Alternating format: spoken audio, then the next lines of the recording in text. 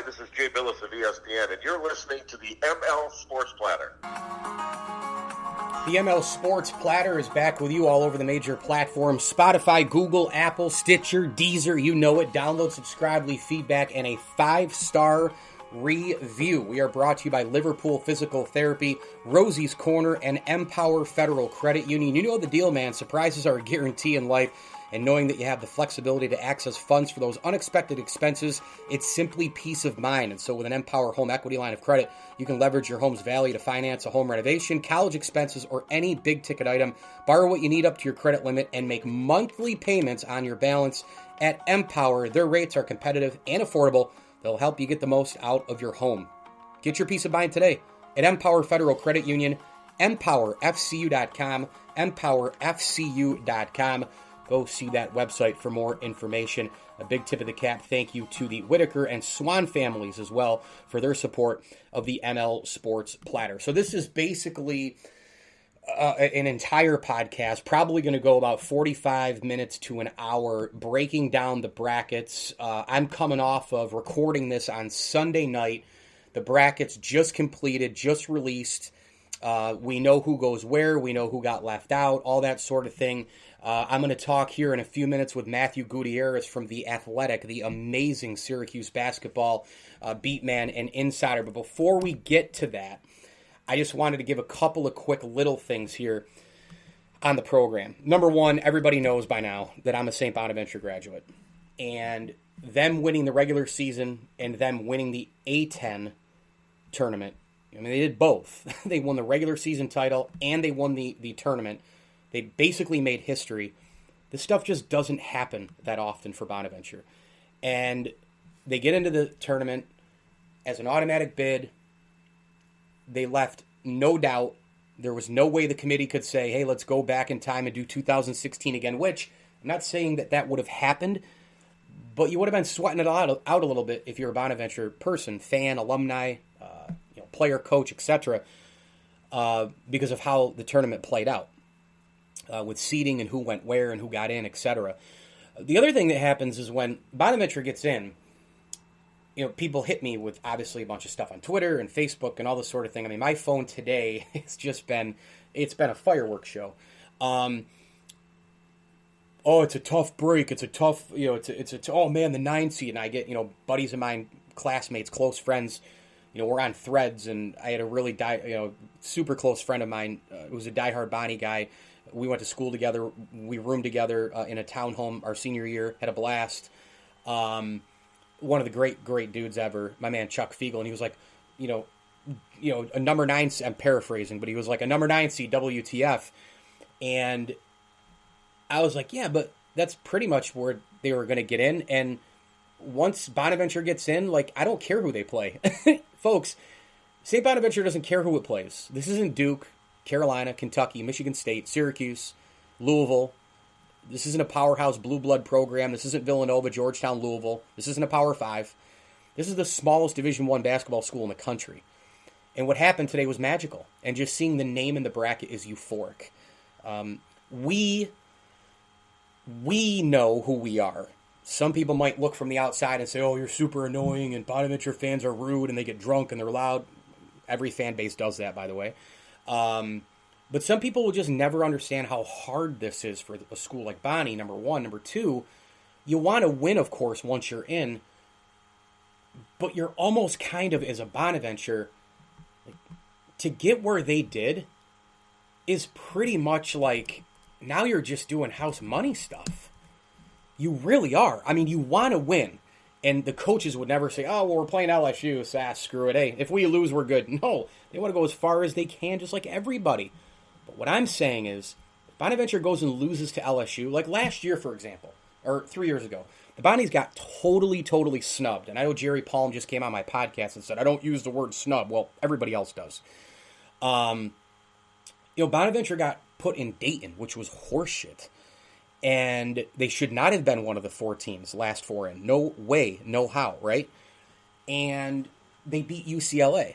So it was a historical game. It was a moment for the program. It was good. It was great. It was an awesome thing. But they spent so, like, they just spent so much time and their hard work and their just the insanity of what they did just to get a win, just to get to Dayton and just to get a win, that I think the next game they just basically lost legs, and they lost, I just think they lost the I just think they lost it, right? I mean, I just think it just came apart, because it was just, how much can you really win here? And so if Bonaventure beats LSU, my God, that's great. If they lose, people might come at me, and there's going to be some stupid haters and some people, SU fans and whoever else who come at me and, oh, hey, what do you think now, Homer? And if they lose by double digits to LSU, I'm going to tell you, what do I think now? This team got to the tournament. This team won the regular season and the conference tournament. This team had an unbelievable year. This team works on a shoestring budget compared to 80% of the teams that are in the tournament. Even other mid-major schools have a far higher budget than Bonaventure. I mean, teams out of the MAC have a higher, Ohio, and a lot of these other schools too, because they have football. Bonaventure doesn't have football. So what they do there at a D1 level, competing in hoops and swimming and in lacrosse, now with the men, and Randy Mearns doing a great job, tennis, I mean, it's remarkable. It is remarkable. And you have to be a part of the cult to know what this means. We know deep down, while people come at us like, oh, you guys think you're better than you are. Well, we really don't. We know who we are, but we treat our program the same as people from Charlottesville treat Virginia, the same way that people in Central New York treat the Orange, the same way that Michigan State is treated in East Lansing, right? Like Duke, Kentucky, all the big ones, Villanova, everyone. We treat them the same. We treat the Bonnies the same exact way. So I'm super pumped for the tournament. Before I bring in Matthew Gutierrez from The Athletic, just a couple of quick little things here. Obviously, your top seeds are Gonzaga in the West, Baylor in the South, and then you've got the other couple of seeds. And it's so funny, too, isn't it? Because you're going up and down here with, like, oh, regions. Nope, it's all in Indy. Michigan and Illinois are your other two number ones. When I say love, I love the East bracket. I think the matchups are spectacular. I love the potential as a Bonnie guy, with a Bonaventure, Michigan second-round matchup type of a thing. Florida State, I think they got a pretty good draw. I love the 7-10 UConn, Maryland. That's great. Alabama and Iona is going to be a great game, because Iona's really good with Pitino. And if you're Nate Oates, you don't want to see them, right? There's like certain teams you don't want to see. And right now, I mean, who wants to coach against Rick Pitino in the big bracket? I don't care who you are. I don't want him. I also love, and frankly, I say I love the East, but there's something to love about all the brackets every year. The Midwest, couple of things that jump out. I guess that's probably where I should have gone. Was not what I love, but what jumps out. So let's change it to what jumps out. Syracuse, San Diego State. San Diego State every year, great team. West Virginia. I mean, look at the coaches in this region. Bob Huggins, Jimmy Boeheim. You've got tremendous athletic ability on multiple teams. I love Oregon State's run in the Pac-12. They're going to give Tennessee hell. Liberty is a 13. Don't want them if I'm Oak State. Illinois is a 1 seed. They're vulnerable in the first round against Drexel. I mean, it's that simple. Can't get enough of the South. Carolina, Wisconsin, epic matchup there. Villanova, Winthrop, wow. Colgate, Arkansas. I mean, you want to talk about a really good team. Colgate's really good. Arkansas, they're going to fly up and down the floor. Florida, Vatech is good. And then you go over to the West, and you've got, the Zags as a number 1 seed. Can they keep it going? Can they keep the 0 up there in the loss column? Can they run the table? This team's really good. This is a superior offensive team to every other team in college basketball. Mark Few's probably best offensive team. Not sure if it's his best team, period. I think that 2017 team that went to the finals was really, really good. Probably a little bit better. But from an offensive standpoint, they're a juggernaut. Creighton is in this bracket. Virginia against Ohio is going to be great. Pretty awesome stuff across the board. And by the way, having March Madness back, oh my gosh. ML Sports Platter is brought to you by Stanley Law Offices, Hides of Liverpool, and Barks and Rec Doggy Daycare. We bring him in from The Athletic. Matthew Gutierrez, SU, Beatman, and Insider. Make sure you follow Matthew and The Athletic on Twitter. What's up, my man? How are you? Hey, thank you so much, man. Before we get to everything, I'm happy for the Bonnies, for you. And look, New York State, we talked about it. St. Bonaventure, Colgate, and Syracuse. Three pretty solid teams right now. I think the Bonnies and Colgate might be in for, into surprise some people early on. Maybe not win, but definitely, be really competitive in that first game. Well, there's no doubt. I mean, we've seen many a times a 15 beat a 2, 14s beat 3s, and we've seen a 16 now beat a 1.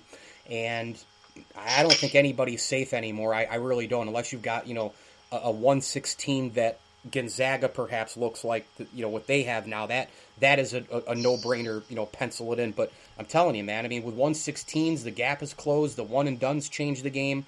Illinois, Drexel, I mean, that's not an easy game for Illinois. Drexel's a good team. So we have a lot to talk about, but we're going to start because you are the terrific beat man and insider for The Athletic for Syracuse men's basketball. Did you think after the loss to Virginia at that moment that they still had a pretty good chance as the days went on? How did you feel? How did you feel leading up, maybe an hour before Selection Sunday? Take me through the timeline of feeling out where Cuse was on the bubble. It's like a stock chart that just goes straight up and down, back and forth. I mean, I was, for a while, even just backtracking a couple weeks, I thought they were for sure out of it. I thought they had a ton of work to do in the ACC tournament. They beat UNC, for the second time, I think, in the last 11 or 12 matchups. First Carolina. They beat Clemson both at home.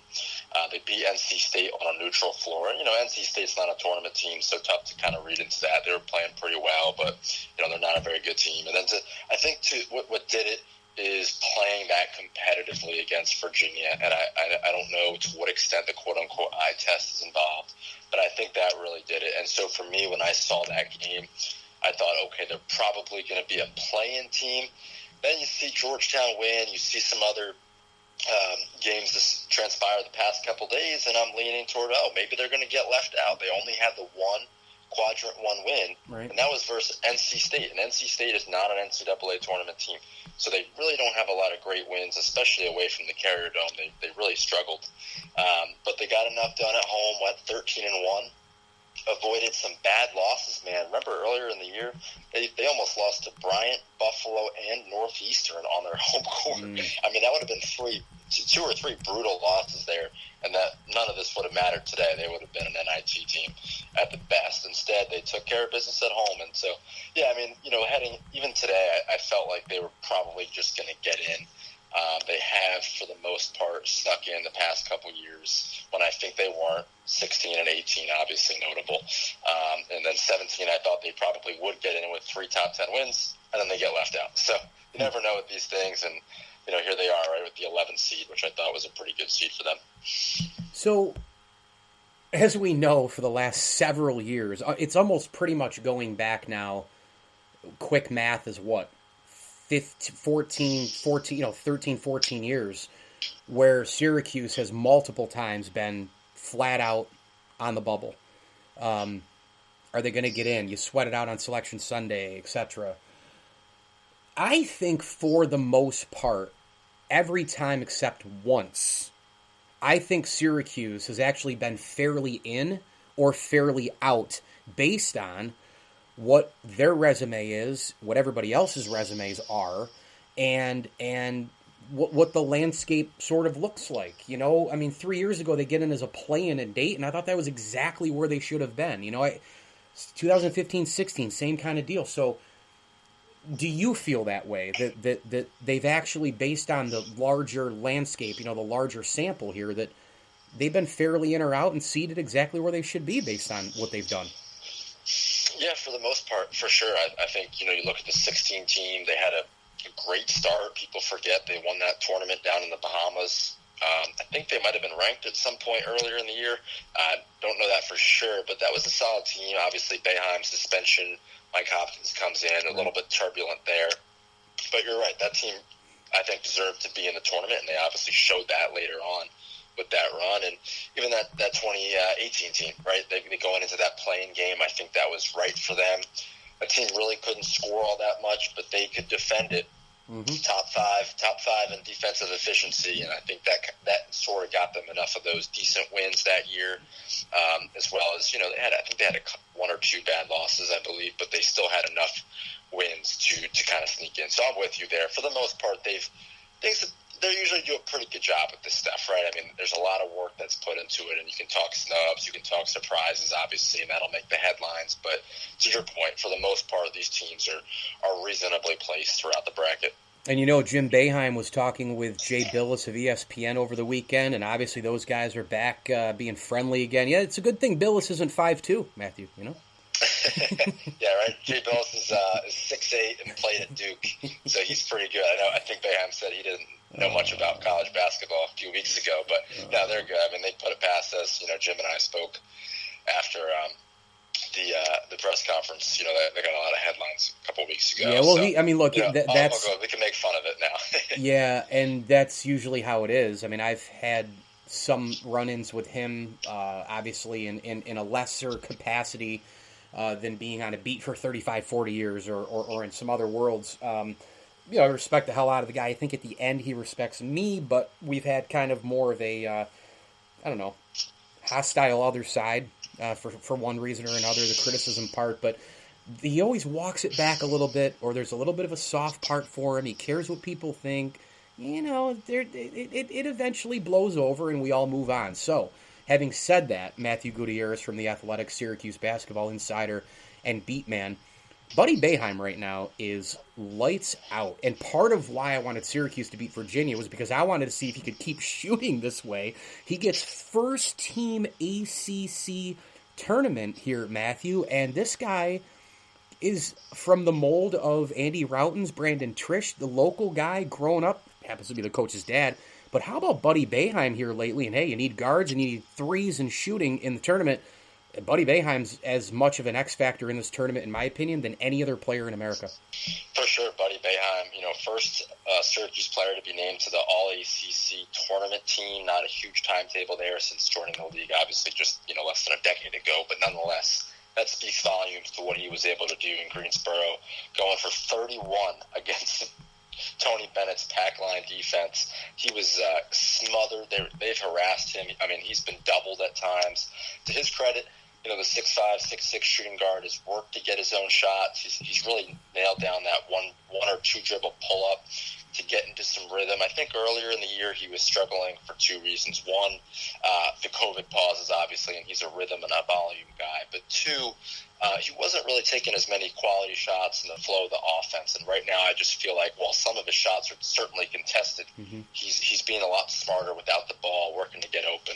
And that's paid big dividends for him. I mean, this is a guy, you know, a former 3-star recruit for what it's worth, right? I think he was the number 349 player in the high school class of 2018, and here he is now, you know, arguably a top player in the ACC. He takes a ton of shots, but he does capitalize, and he's hitting about 37% of his threes, which is excellent given the volume he's at right now.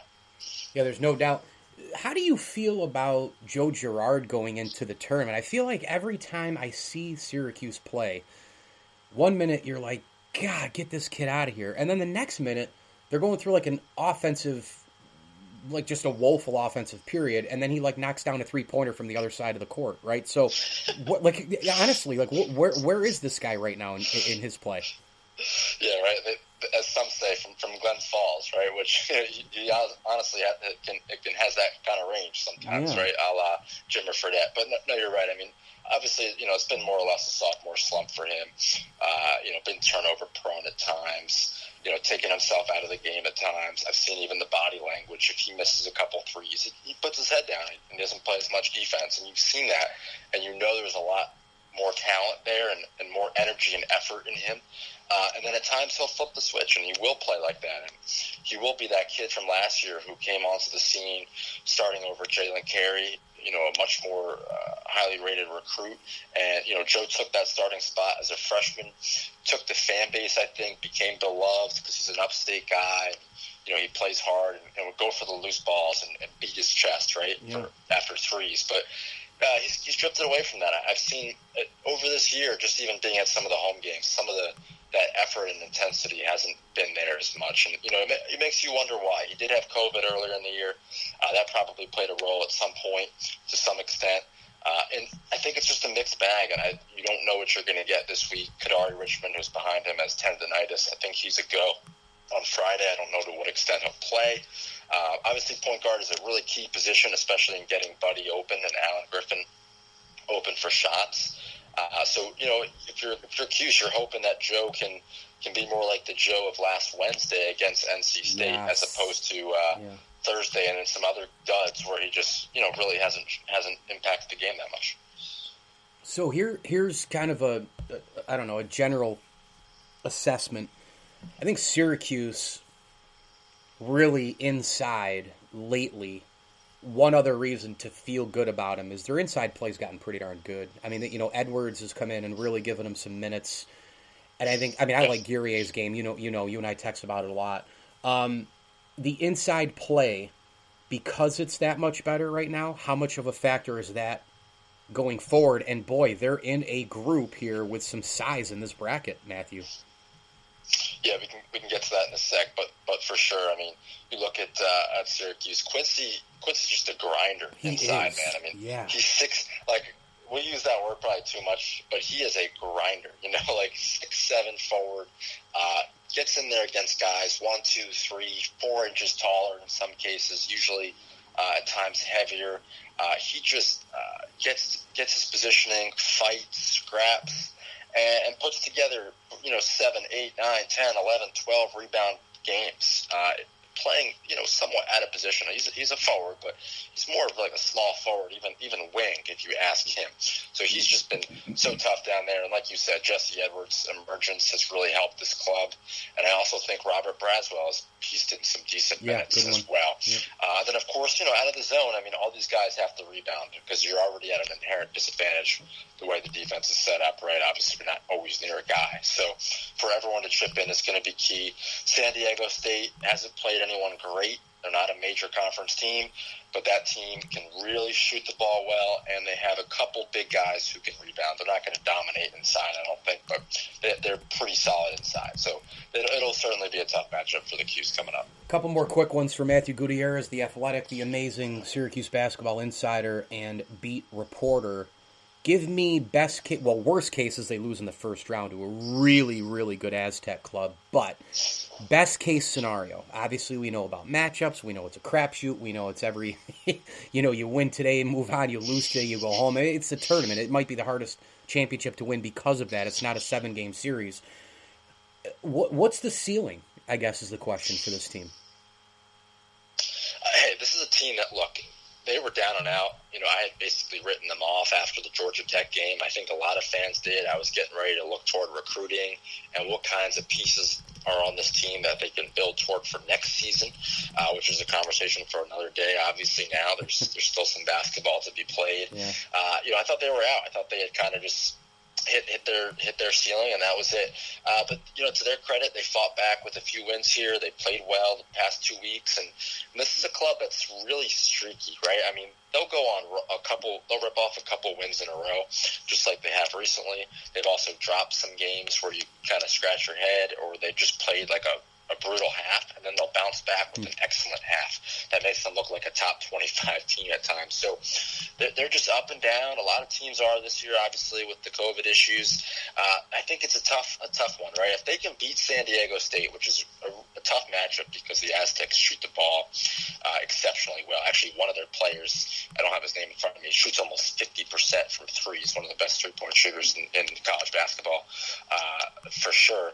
If they can get past San Diego State, they would probably match up with West Virginia, which is another really tough matchup. They're really tough and physical.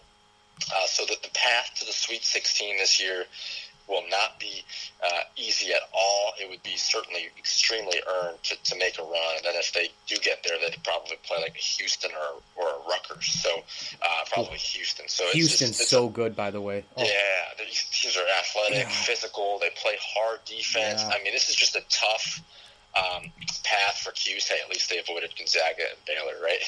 So, as far as ceiling goes, it's so early. I mean, I think this is a win if Cuse can go from basically NIT team a couple of weeks ago to just picking up this one tournament win over San Diego State. I think if you're Cuse, you're just happy to be in the tournament, and then to get a win would, I think, be a success for them.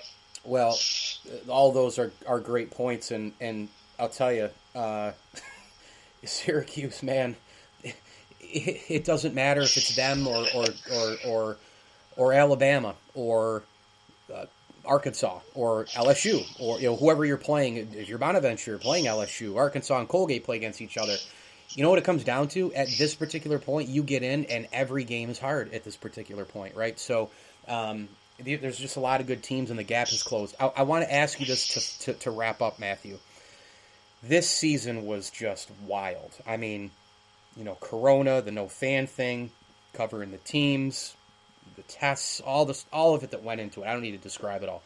Everybody knows what we've been doing for a year plus. What was your greatest challenge this year? As a beat reporter, what was your greatest challenge? Sure, I think just the lack of face-to-face. We're fortunate Cuse writers and TV folks, and you know the drill, right, to get that open locker room. I think only a handful of high majors still do that. It's where you build relationships. Sure. Syracuse, Duke, might be, just a couple others. I think Kentucky might have done it at one point. Louisville did it under Rick Pitino. It's not common at all. Syracuse and Duke are among the only programs. So to have that, just to get to know the guys, they get to know you. You can write a feature on them easily. You can talk to them one-on-one after a game. You can talk to a player one-on-one after a rough game and hear his side. At least I can understand. Or if Joe Girard's having a rough year, I can understand where he's coming from, and then I can write that. So but now it's tough because it's one or two players on Zoom after the game. It's not to bash on the Zoom, but Zoom is Zoom, and it's some of them are canned answers, which I understand. Is how it goes on the Zoom with 20 other people there, so it's not the same. So I know less about this team than I did last year, a lot less. And that goes for a lot of the media team, just because we're not in the locker room. I can't get to know these guys. That's been the biggest challenge. So just trying to be creative, and hopefully next year we'll all get our shots in and get back to normal. No, there's no doubt about that. Matthew Gutierrez, awesome stuff here. Beatman Insider for SU men's basketball for The Athletic on Twitter at MatthewGUT21. And make sure that you get your subscription at theathletic.com. It is well worth your time. Matthew, you're the best. Thank you, bud.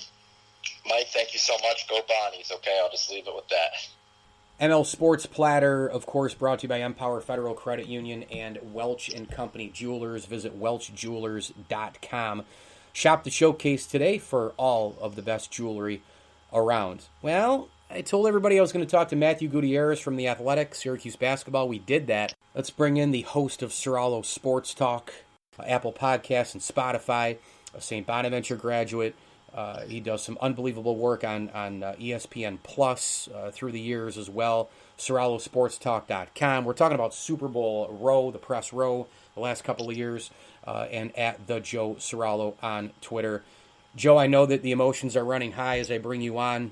People just don't realize how hard it is for the Bonnies to get to this point, and I wanted to bring you on to just kind of share your thoughts on the run and everything else. So welcome aboard. Mike, thank you so much for having me. I'm not going to lie. I feel like I just jumped out of an airplane. The amount of adrenaline rushing through my body. Me too. We have the Tigers in a few days, man. I can't wait to see what the Bonnies can do over in Indianapolis. And by the way, first off, thank you. Your pronunciation of my last name when you were plugging Ceraulo Sports Talk was spot on. That gets botched all the time. But don't forget also, I co-host with Brendan McDaniels over on the Rock Sports Network every week, Bonnie's Beat. We've been following this team all year, and it has been a blast. What a season to start that show up with Brendan. Yeah, and by the way, after I did the intro and then you started talking, I said, son of a bitch, I know something that I forgot. And that just goes to show everybody how versatile you are and how the great things that you're doing. And I've told you a million times, you and Cam and the gang and the guys down there now, Jeff and everybody else, Mike Hogan, all these guys all you guys are just so talented. and miles ahead of where I was a long time ago. So you've already lapped me, and just remember, the old Bona faithful here when you guys become big time. Let's get into this. Thank you. Yeah, thank you. It means a lot. You bet, man. Always. Let's get into this a little bit because it's crazy. Like you go from the regular season tournament, to the tournament champs. I mean, you're champions of both regular season and tournament. St. Bonaventure, they get a 9. They're going up against a Power 5 in LSU, one of the richest schools in Power 5, a football factory. And I don't care. I mean, that's what March basketball is all about. I'm getting tweets. I'm getting private messages. Dude, LSU, tough draw. Joe, people don't get it. You don't care who you play once you get in your St. Bonaventure. It's almost a house money thing here. No, you don't. And the thing is, Mike, I fell into the same trap, right? I was looking at things today, and I was like, man, if we can just work out maybe Clemson in the first round and then Houston in the second round, man, we really have potential. I saw LSU's name pop up, physical team, really good coach, and the old VCU coach, Will Wade. They played a hell of a game with Alabama today, and I see that, and I go, damn, not who I wanted. But like you said, who cares? We can beat anyone, and the guys feel that way. You watch their reaction. And frankly, you watch every team's reaction when they hear their name called, and they're all celebrating and clapping. Appalachian State doesn't care that they might play Gonzaga because they believe that they can go beat Gonzaga, just like UMBC beat Virginia a couple years ago. So these guys believe it. Why shouldn't we? And I've been saying all week to everyone I talk to, our problem, of course, everyone knows it's depth. But our starting 5 can match up against any starting 5 in the nation, whether it's Illinois, Gonzaga, Will Wade's damn LSU Tigers. So, man, I am excited.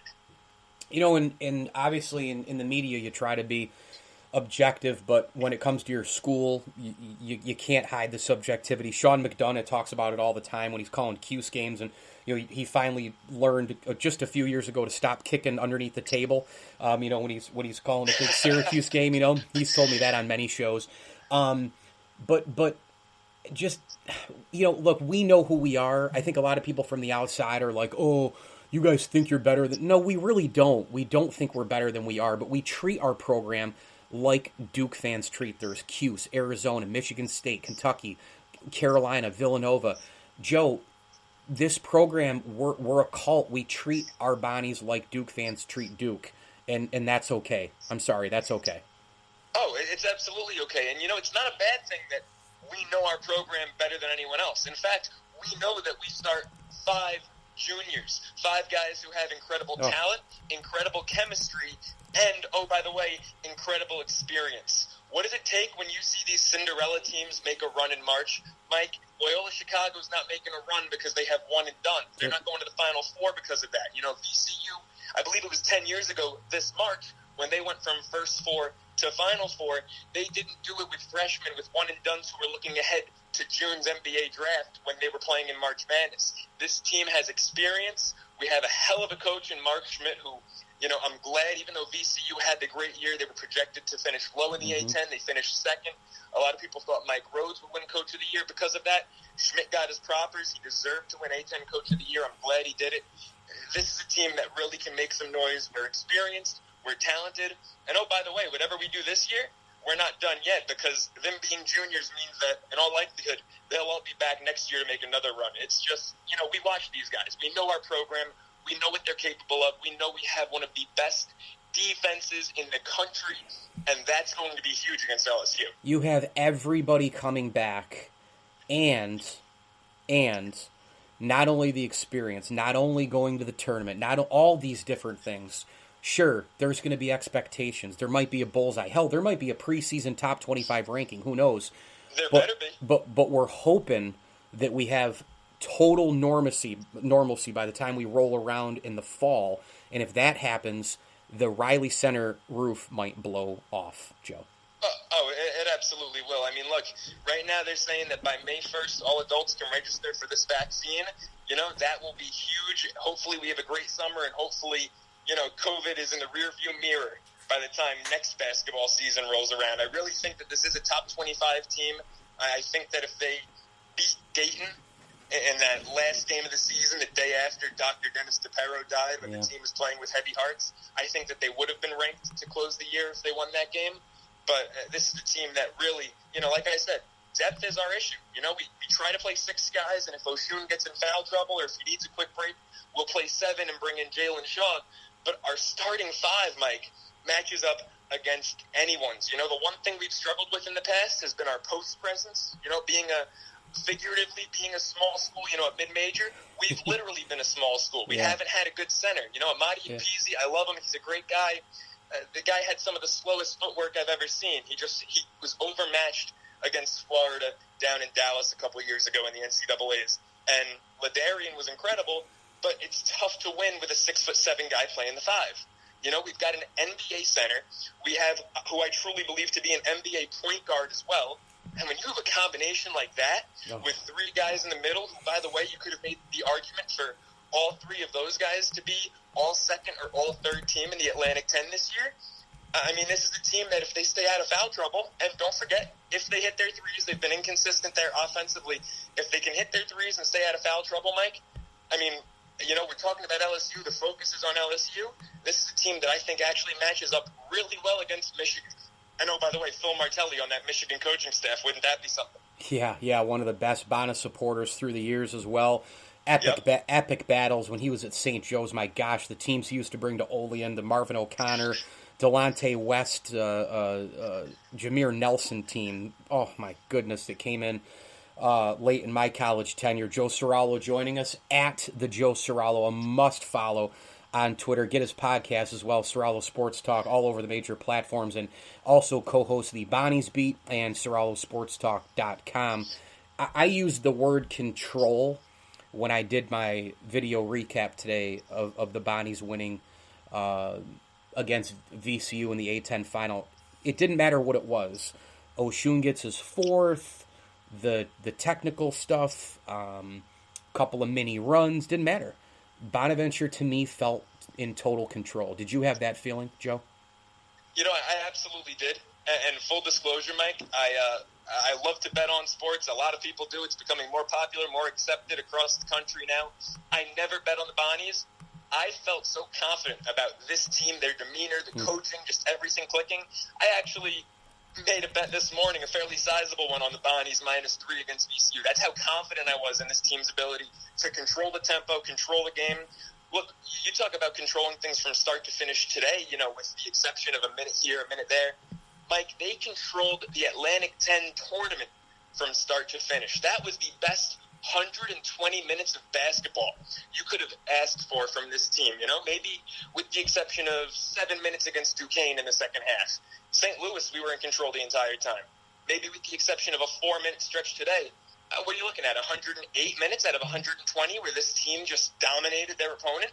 Didn't squeak by anyone, dominated against great teams. You know, St. Louis and VCU can make the argument that there should be 2 tournament teams that we beat en route to this title.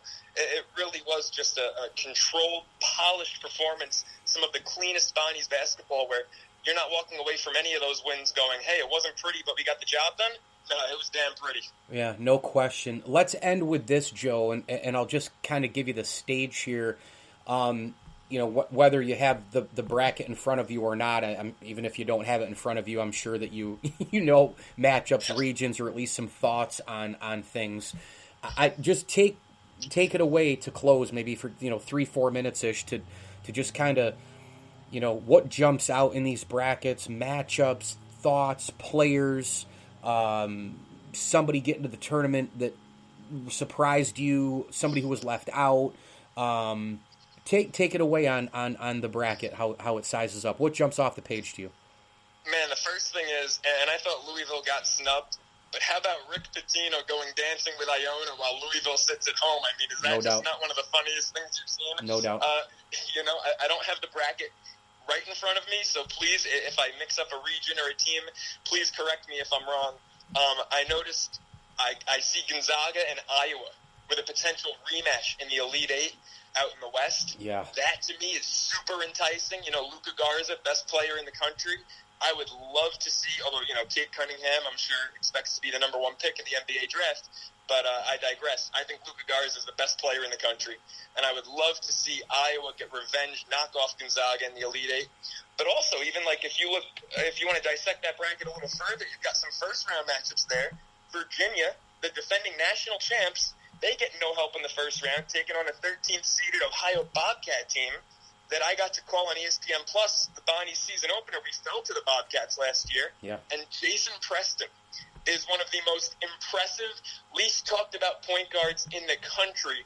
The guy can put up a triple-double any night. I believe his season averages could be wrong, I believe it's about 18 points, 7 rebounds, 7 assists per game. The kid is an NBA talent, and he plays at Ohio, and he's the reason that the Bobcats, who the last time they were in the tournament as a 12 or 13 seed, I believe they upset Georgetown in the first round. He's the reason that they can go upset the defending national champs, the Virginia Cavaliers, in the first round.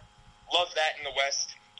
You look at the the South? Yeah, sorry, we're in the East. The South with Baylor. You know, I think that Baylor actually on paper has a pretty easy route to the Final Four. But if you look at how they've performed lately, you know, a not convincing win against Iowa State not too long ago, 2 losses late in the year. I think Matt Painter's Purdue squad could be prime as a 4 seed to knock off Baylor in the Sweet 16. I love that matchup. I love Matt Painter. I love Purdue, man. They've made me a lot of money this season. So that's a team I'm definitely intrigued by. Going over to Illinois' bracket, I got to be honest, I think that Illinois is my favorite 1 seed. Wow. Is that the bracket with Clemson, Rutgers, and Houston at the bottom? I believe it is. Yeah, so Illinois has Tennessee, it's got West Virginia, Rutgers, Clemson, Houston, Syracuse, San Diego State, yep.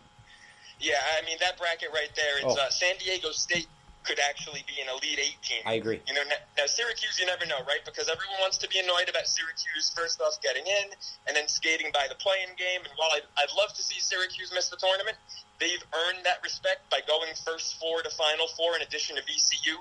Syracuse has earned the respect to forego the play-in game. So I'll give that to them. But I'd love San Diego State to knock them off, make a run. I actually wanted the Bonnies to get the 7 seed where Clemson is. I would have loved that. And by the way, I don't think a 7 seed's an exaggeration. With what we did, the way we ended the year, 100%. Dominating opponents. Yeah, they deserve. They deserved as high as a 7. I agree. Yeah, and so I really wanted the 7 seed because first off, Rutgers. You know, look, last year we were a shell of ourselves. This year, and we dominated Rutgers up in Canada, and then Houston in the second round. Don't get me wrong, this is a Houston team that can just as easily make a Final Four run. But the way we play defense, the 4th best defense in the country, I think Houston would have been great. Because, you know, for all the flaws in our own perimeter shooting, our perimeter defense is among the best you'll ever find. So I think a Houston team that relies heavily on the 3-ball, I think we would have been primed to knock them off in a 7-2 matchup. I really wanted that draw. Then you look at the East, you know? I mean, there could be a lot of parity here. If we can get by LSU, I like how we match up with Michigan. Smaller teams, experienced backcourts, man. I think it could be a blast. And also, I think Georgetown can make a little run. Mm-hmm. Pat Ewing's fired up. Pat Ewing's not happy that the Garden, they didn't know who the hell he was. Their security staff asked for his credential. The Hoyas are playing good, man. Maybe I'm biased, right? I love Big East basketball. I grew up a Johnny's fan, went Johnny's to Bonnie's. But I think that Georgetown drawing a Colorado team from a really weak Pac-12, I think they can make some noise. And, you know, I'd love a Bonnie's Georgetown matchup in the Sweet 16. That would be a blast. I agree. It's so great to have Bonaventure in it, and it's amazing to have this back, period, considering last year where we were. Man, it all comes full circle. Hopefully we'll be able to get through it all. Just super exciting times. Make sure you go follow him on Twitter at the Joe Ceraulo, the terrific talk show host at CerauloSportsTalk.com. Of course, the podcast is all over Apple Podcasts, Spotify, etc. Ceraulo Sports Talk, a must-listen. Been on Super Bowl Road for a couple of years as well, doing some crazy, awesome interviews with the NFL Hall of Famers and more. And he's also the co-host of Bonnie's Beat right there on Facebook that can go live all the time for all of your Bonaventure, Atlantic 10, and college hoops talk as well. Joe, thank you for coming on, pal. Mike, thank you so much for having me. I'm sorry if I was a bit long-winded at times, but enjoy this. We're going dancing, baby. And we go to our third guest of the podcast here on the ML Sports Platter, brought to you by Stanley Law Offices and Bryant and Stratton College, a terrific journalist in his own right, and a Bonaventure grad, just celebrating what a great day it was on Selection Sunday, and the Bonnies going dancing. It's our good buddy Cameron Hurst on Twitter, at Cameron N. Hurst, doing awesome things in media and PR, the Hellinger Award, you name it. This guy's got it going on, a rising star. Cam, really appreciate a few minutes, buddy. I know you're like me, just kind of we're on cloud nine right now, man. You know, it's so hard to describe. I think I was just talking about it with some buddies of mine. We do a podcast called The Debate Is Over. And, we talk about we made our preseason picks, and I was the only one who picked Bona. And that's rare for me. I did it kind of on a whim because I knew that this was going to be a weird year. And especially because I'm always so realistic in the sense of, I've even just in my short tenure of following them, I know it's probably more so for you. They even, with some of the biggest expectations, they just somehow just missed the mark just a touch. So I guess that's what makes this even sweeter. I mean, this is a team that did this amid all the COVID craziness.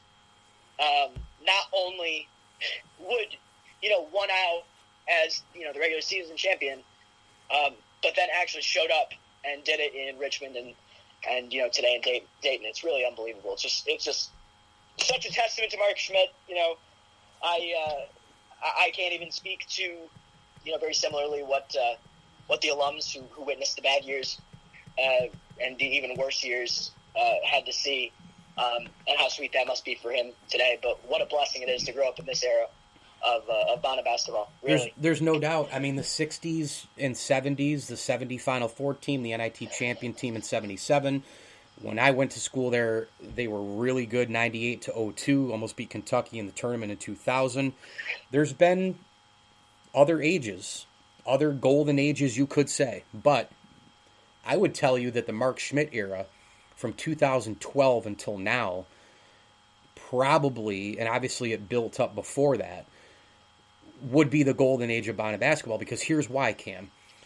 St. Bonaventure making the tournament, winning the regular season, winning the conference tournament, being A-10 champs, basically a double dip, is the equivalent of back in the day making a Sweet 16 or an Elite 8 or a Final Four, how the game was then compared to how it is now. The 77 NIT was a big deal back then because not everybody made the tournament like they do now. That's right. There weren't it was a more formidable national tournament. Absolutely. Right. And so now we know how hard it is to even see the name in the bracket. And so that's why I would argue the last 9 years have just been spectacular. And I think it's probably the golden age. I think you've created the best point guard in school history in Jay Adams. I think Schmidt's the best coach in school history. And this time right now is just it's unbelievable. It really is. Yeah, you kind of covered it. Case in point, I think the one thing too that is so impressive is this school, which has such a lauded basketball history, and it really truly does. You've got All-Americans, you've got All-American honorable mentions. You've got a national championship trophy, and in the NIT, and you've got a Final Four appearance. No other coach has taken this program to 3 NCAA tournaments, and no other coach has won an Atlantic 10 title in the school's history, let alone 2. So, what more can you ask? I sat with Coach Schmidt. I did a one-on-one with him a couple years ago, which was just incredible. And he does it the right way. When you get talking to him, he's down to earth. He loves his players. And I think the one thing, he talked about it this week with Jerry Sullivan formerly from the News, from Buffalo News, who he wrote a column for the Niagara Gazette. He learned from Skip Prosser what it meant to love his players, to treat them like his kids. And he learned at the same time, too, and this is something I remember distinctly him telling me, and I apologize, my voice is so hoarse. It's been a long day, man.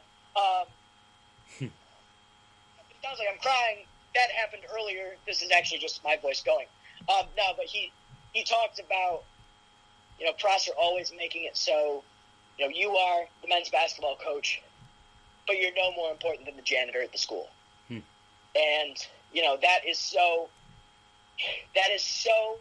tried and true through the program. He loves saying that they're blue-collar, junkyard dog mentality, and that's it. I mean, it runs from the top, and he's got some unbelievable assistants.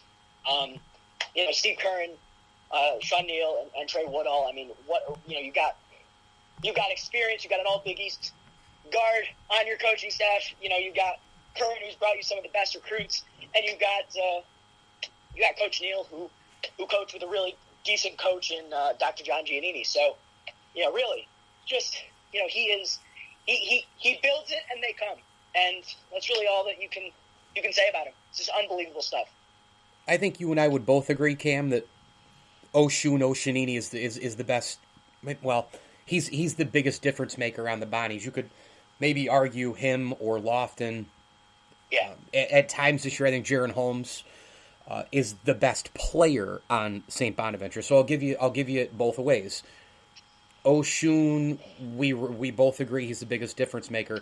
When he's in there, it's a two-part question. When he's in there, how much of a factor do you think he will be in the tournament in terms of changing the game, especially against an athletic LSU club?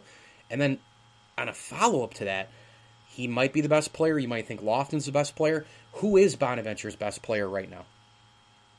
Well, that second one is a loaded question. I'll tackle the first. I think you saw today.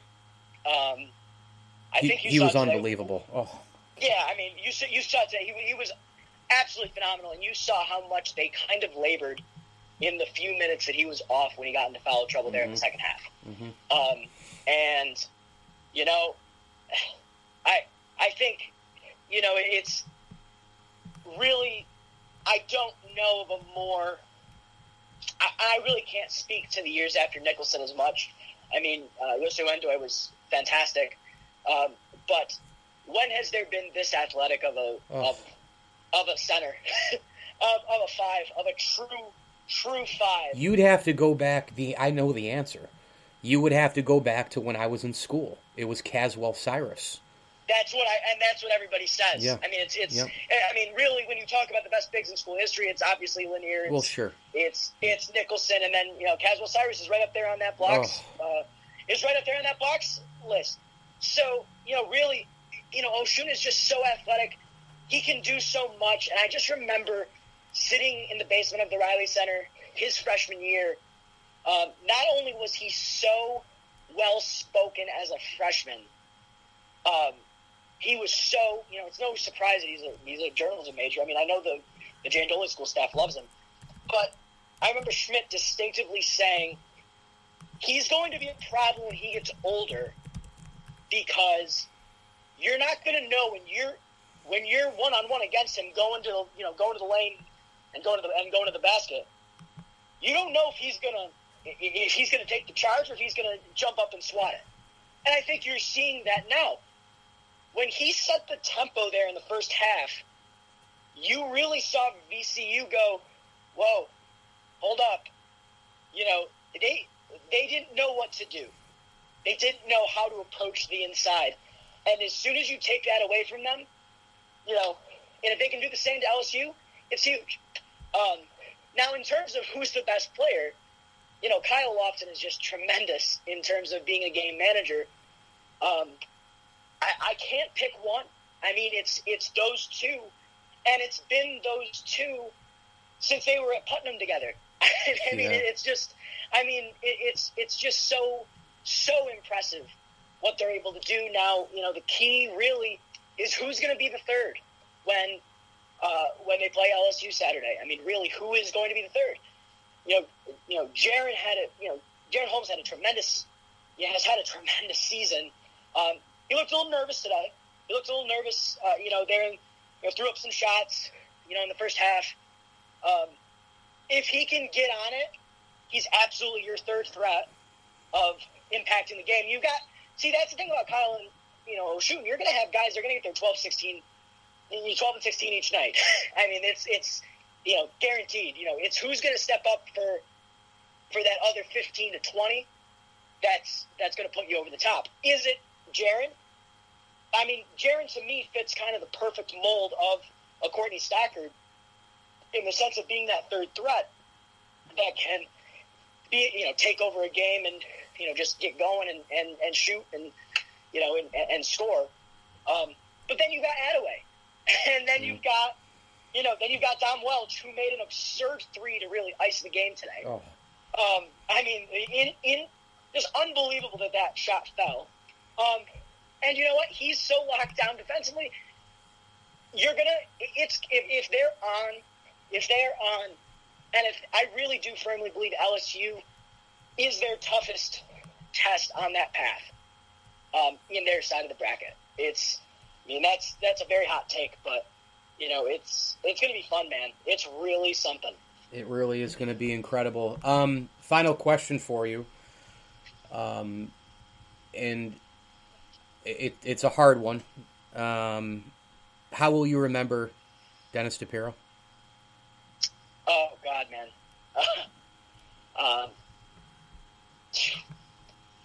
I'll remember him as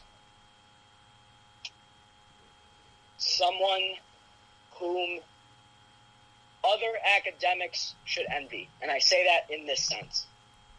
He was a brilliant man, very smart, but he was not lost in the ideology of academia. He was a down-to-earth guy from South Buffalo who, when he talked to you, he listened. He listened more than he spoke and was a good leader because of it. And at the end of the day, I was blessed to know the man. I was blessed to, literally break bread with him and, talk with him and interview him several times. He came to my senior vocal recital. So cool. He was, any relationship I had with him was not isolated. He was that with everybody, and he was authentic, and he was pure. And man, those are big shoes to fill.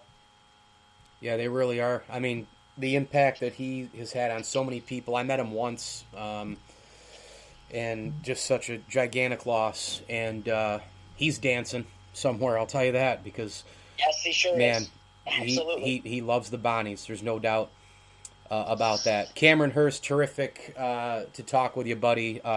Just doing awesome things in media and PR.